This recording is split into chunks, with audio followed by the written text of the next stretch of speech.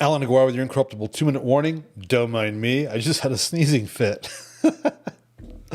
Oh, man. Oh, man. Hey, I'm taking that whole gray man concept a little seriously. All right, what's going on? Hey, it's a brand new week. Hey. It's Monday. That's right. It's Monday. It's Monday. We will not have a Monday night gathering tonight. I will not be here. I'm going to go meet with some pastors from down the mountain who are interested in starting, from what I understand, they want to start a church here in Park City. And it's a meeting I probably shouldn't be going to because I don't want, I'm just going to have to sit there quietly like this. Anyway, so I'll be there, which means I won't be able to do the Monday night gathering. And what's going on? Is there anything going on this week? There's nothing with the new moon. I think that's the next week. Oh, let me bust out my trusty calendar. Oh, yeah, look at that, the calendar. Yeah, no new moon projected until the 23rd, which will be the new moon of the first month of the year. This coming new moon, and then we'll have Passover like 2 weeks later. Oh my gosh! I think, did I have a dream that we had just entered into the spring feast and we were celebrating something like that? I think I did. I think I just triggered a dream memory. Those are always a little weird, right? And then Monday, the 27th, we won't be able to do a gathering simply because I'm volunteering as a soccer coach for the grandson, and I guess there's a Monday night parent meeting. So not tonight. So we're Monday's off tonight, and Monday's off the 27th. We will do one next Monday, the 20th. My apologies. As we enter spring, this better not happen like last year. First time for me last year. Hey, but it's the 2-minute warning. Little aggro last Friday, eh? Little bit aggro. Well, people are like, if you're new and you're wondering, why is this guy so aggressive? Why is he so angry? He's always talking smack. He actually curses. No. It's called 2-minute warning for a reason. Okay, there's an urgency to the message. It's like, hey, I've got 2 minutes to deliver a message to you. The whole concept behind this is that it's a 2-minute warning. There's bad stuff going on, and stuff's going to happen, and I'm trying to help you. I'm warning. It's a warning. That's why the word warning, 2-minute warning. And which is why we have the buzzer, the abrupt ending. And so the themes and the conversations, this isn't supposed to be a nice, in my opinion, that's one of the reasons Christianity has failed us. I mean, I've been a Christian 40 plus years. I didn't know I was going to do all this. I've been a Christian 40 plus years, and I have seen, because of my travels in church circles, because of my music, I have seen what Christianity has done to people. I have seen what denominations have done to people. I have seen what pastors have done to people who are vocational pastors. They're not pastors because they've been called or have a gift or an anointing. No, they're vocational. They went to seminary. This is a job for them. I've seen what that's done to you. And I've been teaching Christianity versus the Bible since the 80s. It's not the same thing. It's not the same Jesus, which is why I always call Christianity a cult. The definition of cult by Christianity is any group, any sect, anything that with their mouth claims and says that they believe the Bible and they believe Jesus, but literally don't do or change or add or take away to that Bible and to the gospel message of Jesus. That's Christianity. I've proven it time and time again. We are in week 7 of 1 John, right? I mean, week 7.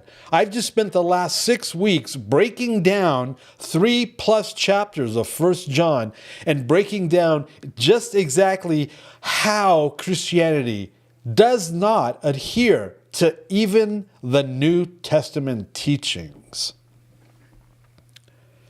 Because, like Jesus said in Mark 7, you have traditions of men that you would rather follow that are more important to you. And by doing so, you make the actual text, the biblical narrative. Jesus said scriptures because he was talking about the Old Testament. He was talking about the actual literal scriptures, the Tanakh, the Torah, because the New Testament didn't exist. He says you actually make it null and void. In the same exact way, excuse me for the sniffle there. In the same exact way, Christianity not only makes the scriptures null and void, they even make their New Testament null and void because they don't believe it. They don't do it. Then what's the freaking point? Well, there isn't one. It's right. It's a gospel of convenience. It's theory. It's philosophy. It's a morality play. Well, no, it's not. When you start determining that what the Bible says is sin isn't sin and you can do it and it without repercussions and you got to get with the times, Alan. That's ancient stuff. That's old school. We're not Old Testament people. So if the Old Testament says this is a sin, it's no longer a sin. Look around. No. If the Bible is fluid, if the Bible isn't absolute, then it's a lie. And I know it's not. I fear God. Man is a liar. God is not a liar. Men lie all the time. So, 2-minute warning. I explained it in my. Here we go. I explained it in my book, The Feast Unlocked. It's in a little section called "Your House is on Fire." Isn't that like a hip-hop song or something? Your house is on fire. I explain it. Look, your house is on fire. I'm walking by. Your house is on fire. I'm doing everything I possibly can to get your attention, to get you out so you don't burn in the fire, so you don't lose your life in the fire. I'm pounding on doors. I'm breaking windows. I mean, I'm quite the spectacle in your front yard trying to get your attention. The missus is a little upset about that guy, that crazy guy, Allan, wearing all gray with the earrings, and he's got the language issues.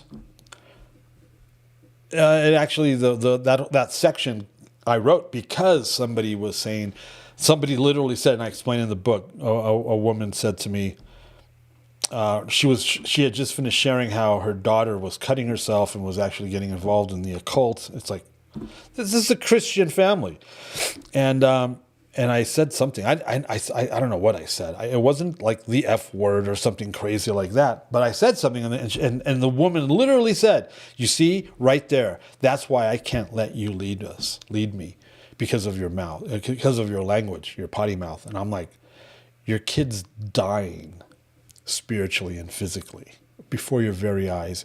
You have no recourse. You have no idea what to do. All the pastors that you've been to and that you've been under that don't have an edge like me, that are acceptable to you, have done literally nothing for the 13, 14, 15 years you've been under those type of guys. And you're going to come at me about my language and tell me that's why you can't let me lead you. None of them are capable or have the spiritual authority to deliver your daughter from the demons that are plaguing her.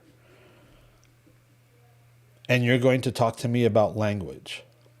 That's a silly kind of stupid right there. That's a special kind of stupid. Well, sorry to say, that was 6 years ago. And that family is worse off today than it was when we last spoke. Anyway, your house is on fire. This is your 2-minute warning. And today we are starting week 7.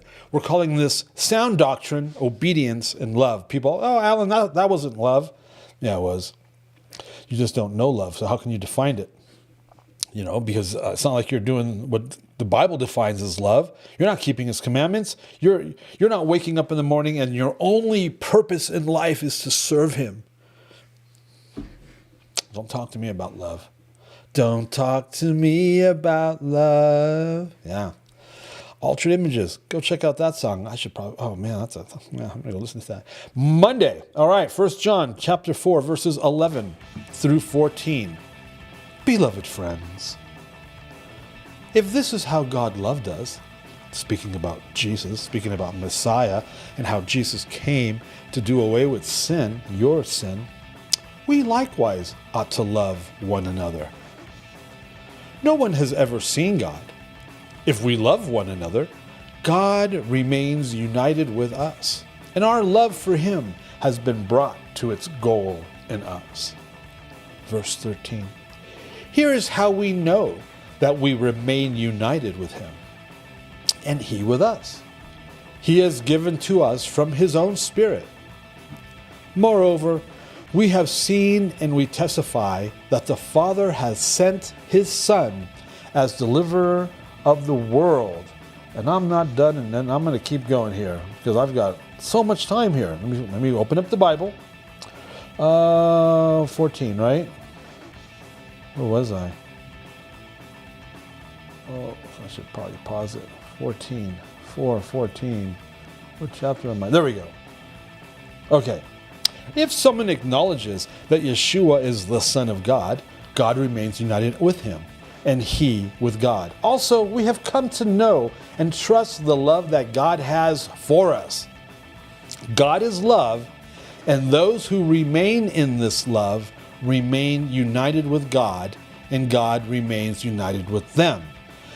Problem, though, is everyone defines this and interprets this the way they want to, not contextually. We have 4 chapters, well, 3.5 chapters, 4+ chapters of defining, and we have done that. And unfortunately, these people think they're united, and they're not. Think of the Korah. God's with all of us, Moses.